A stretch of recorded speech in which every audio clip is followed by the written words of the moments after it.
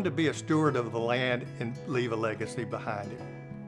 That's the reason he wanted to buy the land. So he was a strong conservationist. Wallace Claypool was a Buick dealership owner in Memphis.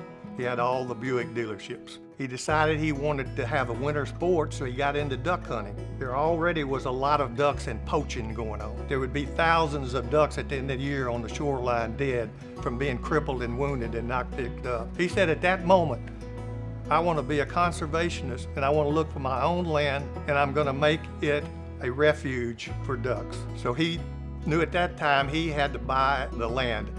And in 1942, after he had bought the land at the end of April, all he was going to buy, 5,000 acres, he started building his reservoir around Weiner, Arkansas. By 1944, he had had about 200,000 ducks, and that continued year after year. This is, at that time, probably the premier duck hunting club because back-to-back grand passages of ducks occurred then, so they migrated in mass flocks, and they ended up about 250 to 300,000 in Claypool's Wild Acres Reservoir and flooded timber. You started hearing whispers of Weiner as the new duck capital of the world. And this is all because of Wallace Claypool. And of course that irritated Stuttgart quite a bit. And then you had Sports Illustrated coming down, and that got everybody's attention for this area. If he wasn't already well known, he became quite famous then. Here was this guy, had 1,351 acre reservoir holding 250 to 500,000 ducks. There's no other place like that. Could track 300,000 ducks and keep them almost the entire hunting season. Local, state, and federal conservationists started coming into his place to observe and see how he did it.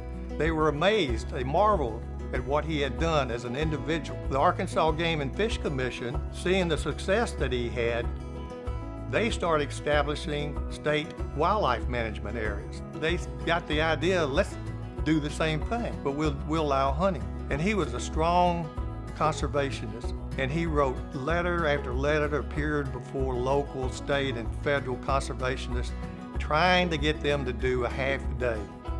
He felt like that was the secret to holding ducks. If he was alive today, I think he'd tell us that we need to go to half a day hunting. He would like for us to compare the duck numbers then to what they are now. When people are asking now, where are the ducks? Wallace Claypool would be ecstatic of what's happening to him, but he deserves it. I don't know of too many individuals in the state that did more for conservation. He sort of paved the way for all of this wildlife management areas. And so the number of those we have in the state of Arkansas now, you know, he is the big part of that and probably is the one that got all of that started.